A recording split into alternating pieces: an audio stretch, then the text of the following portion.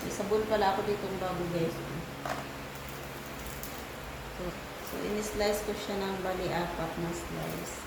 Pero ano ko to siya, ito pala yung gamit ng kapatid ko sa pamangkin ko. Yung pamangkin ko dati, grabe yung pagyawat niya. So dahil kagabi, galing ako doon kagabi, nakatulog na nga lang ako, hindi na ako galing ako doon kagabi, kahapon, hinapin ko yung pamangkin ko. So nabanggit niya sa akin yung pamangkin ko. Kasi yung pamangkin ko may pagyawat na paunti-unti ba. So ito yung ginamit niya na sabon. Ang bango niya. Tapos, makinis na yung mukha ng pamangkin ko guys. Tapos yung mga pagyawat is nawala. Tapos pwede sa ano din daw, sa mga tiklap-tiklap.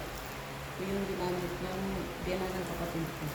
Din effective sa akin. So sana nga is ano sa akin, magpapa-order ako sa kapatid ko nito.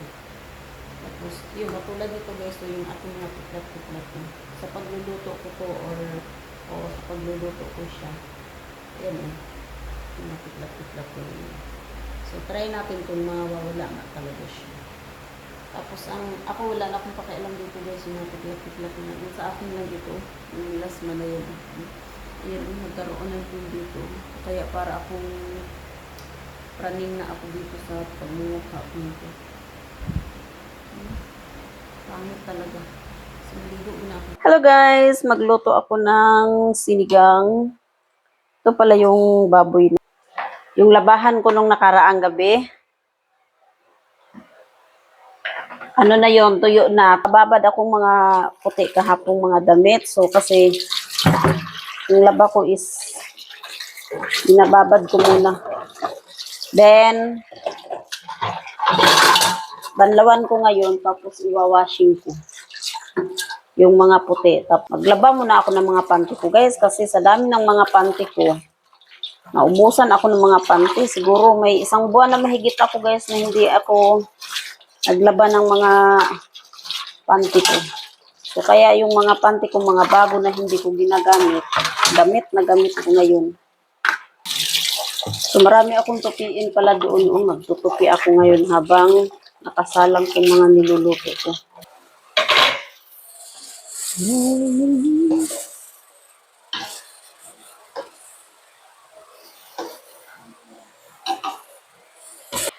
Yung sinigang ko, malambot na yun siya guys, kaya isang kulo lang. So, magtupi muna ako ng mga damit. Ito yung mga plansyahin ko guys, ito. So, pag ma-plansya ko ito mamaya, mabilis, konti lang naman to siya. Tapos, ito naman yung natira na mga labahin ko. Ito na lang, so, kakamayin ko lang to. Itong mga to. So, konti na lang guys yung natira ko. Ito yung tira ko na, ito lahat tong mga nandito, na-plansyahin ko, kinamay ko lang to. So, kaya mabilis yung trabaho ko. Tapos, ito lang yung mga, ano ko, yung mga nakahanger. Kunti lang. Tapos, ito, tingnan nyo naman kung gaano siya kadami. Ito yung mga medyas, mga panty na mga aayusin ko pa. So, ito, hindi ko to plansyahin. Tupiin ko lang to ng maayos.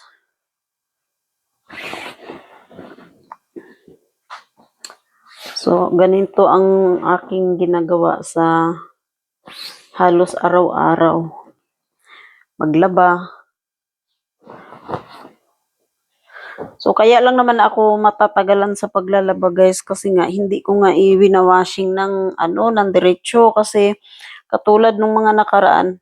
Yung washing pala is okay na siya guys kasi diba nung naikwento ko sa inyo is ang washing is hindi ko magagamit kasi madumi siya. Gawa ng may madumi na lumalabas, dumidikit pag nagwa-washing ako ng mga damit. Dumidikit doon sa mga damit yung dumi. So, ang ginagawa ko is pinaikutan ko siya ng pinaikutan. Siguro nakatatlong ikot yata yung ginawa ko doon sa washing. 3 or 4 mga ganun. So, sa pang-5, sinubukan ko nang mag-washing ako ng itong kumot. And wala na siya. Wala na yung dumidikit na mga dumi. So, ibig sabihin, lumabas na siya. Akala ko kasi barado siya, guys. Kaya hindi, pag nagwa-washing ako, hindi siya sumasama. Kaya yung, ganun yung iniisip ko ba. So, hindi pala. Tapos, pinatingnan ko din sa boss ko. Akala ko, kasi 'di ba sa ibang washing kasi na automatic na washing machine is may ano yan siya yung strainer, mga ganun. So pina-check ko sa boss ko kasi ano wala naman daw, wala siyang ganun, walang strainer. So ang ginawa ko lang is ganun, pinaikutan ko lang ng pinaikutan. Sabi nga sa akin ng boss ko is pag lumabas daw yung dumi, isalain ko. Yun yung pagkasabi sa akin ng boss ko. Sinubukan ko, Diyos mio, wala naman akong nadadala eh. May nadadala man ako, kakapiranggot. So, tinigilan ko. So, ginawa ko, ganun na lang. So, nawala. Nawala na din yung pagka-consumption ko pag nagwa-washing ako na may nakikita akong dumidikit sa mga damit. Nakakairita kayang ganun, yung maglalaba ka nga, tapos pag isasampay mo na, napakadumi, may makikita kang maraming nagdidikitan sa damit, di ba? Parang hindi ka din naglaba. Di mas pinili kong magkamay ako. Sure pa yun na malinis yung laba ko. Tapos tinanong pala ako ng boss ko kung kailan nag-umpisang ganun nga yung washing machine. So, natatandaan ko ata siguro mga habang nagwa-washing ako, parang 2 beses or 3 beses yung ganun na nangyari sa akin na dumidikit nga. Or hindi ko na ginagamit. So sabi ko, nagkakamay na lang ako. Paglalaba ko, kinakamay ko na lang para malinis talaga. Sabi ng boss ko. Siyempre, siguro hindi siya sanay na maglaba nga na gamit mo is kamay ba. So parang feeling ata niya na madumi yung ganung laba. Sabi ko malinis nga ang laba ng ganun na kamay kumpara sa washing machine. Totoo naman yan, oy. Sabi ng boss ko, ganun. Mga singit-singit ng mga damit is nakukusot mo or nababrush mo. Ganun yung ano. Pag subukan nyo guys, mag-washing kayo na ang mga damit nyo is nagagamit nyo sa pambukid. Ewan ko na lang kung matanggal yung mga damit nyo. So, matatanggal lang yan kung gamitan mo ng kamay mo. So, yun. Kaya yung daming plansyahin ko na yan is kinakamay ko lang yan. Ng trabaho ko guys. Imagine, pag i-washing mo yun, ang tagal. Kasi ang ginagawa ko kasi, babad ko siya ng buong isang araw, lalabahan ko sa gabi, ganun. So, lahat ng dumi na yun guys, tanggal talaga. Hindi mo na kailangang magbigay ka talaga ng brush na bigay todo. Yun, hindi. Kasi, mga damit naman nila is pang opisina lang, so hindi talaga siya madumi.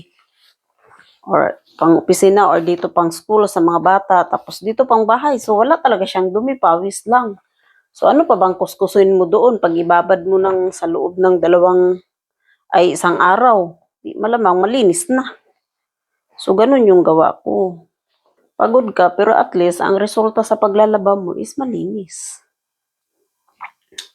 So, magluto muna ako. Tapos yung mga damit kong nandito, yung bag ng pamangkin ko, hindi niya nadala. Sabi niya pa sa akin, Tita Mami, yung bag ko, nakalimutan ko. Nasa sasakyan kami, ganun yung inaano niya. Diba? Tapos ito, iakyat ko na to. Ganun lang kadali yung trabaho ko guys. Itong trabaho ko na to, mabilis lang to kung talagang pagtuunan ko talaga siya ng oras. Bilis lang ito guys, wala lang tong 2 oras or 3 oras. Kapag ang trabaho mo is tuloy-tuloy. Wala dito, mga shirt na to. Ito, hindi na to kailangan plansyahin. Supi na lang to diretso. Tapos akyat doon sa taas. Simple.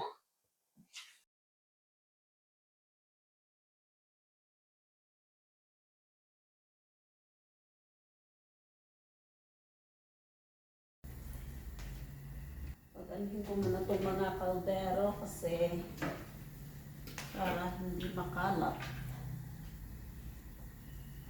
Timplahan ko na ng patis yung aking sinigang.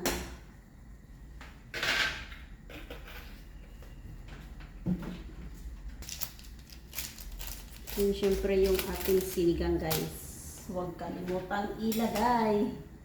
Huwag kalimutan ilagay kasi yun yung nagpapasarap yung ating sinigang mix.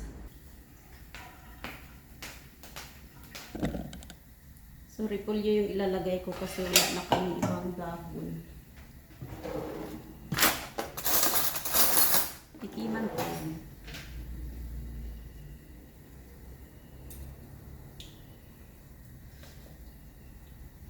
Yan, lasa. Why?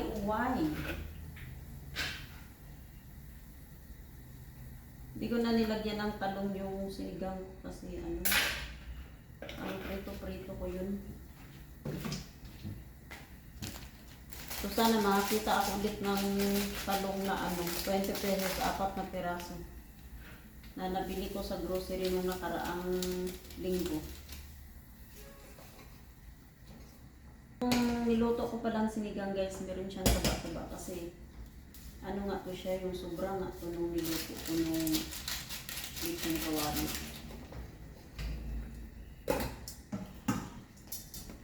Guys, oh. Ito naman yung buto-buto. Yan, ribs siya. Ito yung tinimplahan ko nung mga nakaraang 2 weeks ago na. Ayan, oh.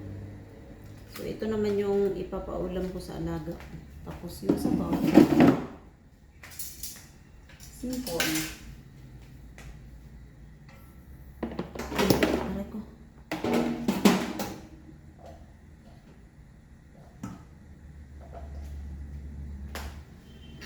Painit ko kunti kasi kakainin ko na itong alaga.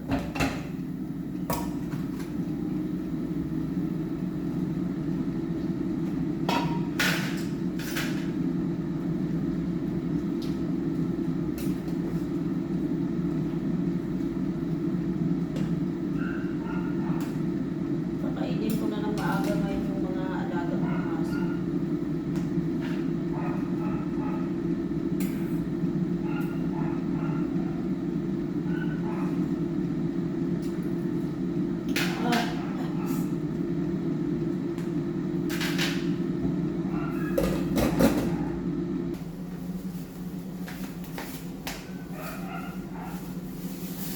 Balot natin itong repolyo guys kasi may balot na dito. Para mananatiling sariwa yung mga dito.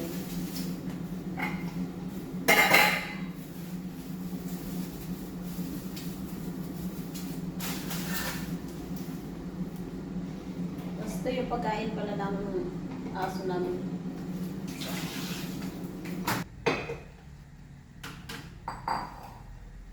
Painit na ako ng kanin guys kasi pakainin ko na itong alaga. Kasi launa na.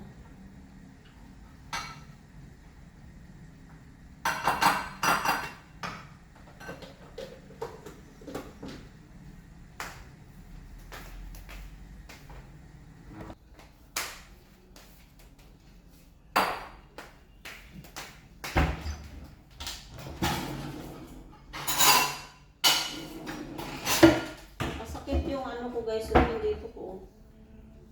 Bakit kaya? So yung ating ribs, ito na guys. Ready to eat na.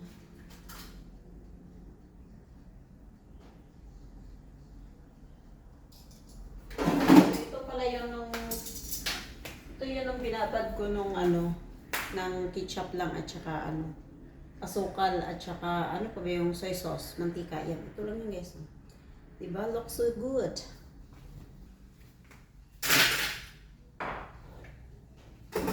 So bigay ko muna to sa kanya. Asan ba mga kutsara ko dito eh? Let's go. Deliver ko muna. Sulyap, kunwari. Kuya, kain na!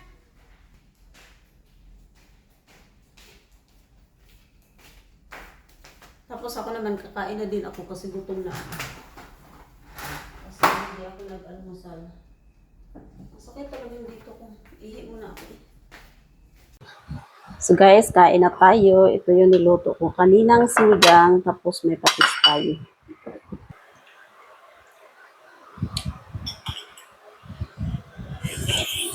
Hmm?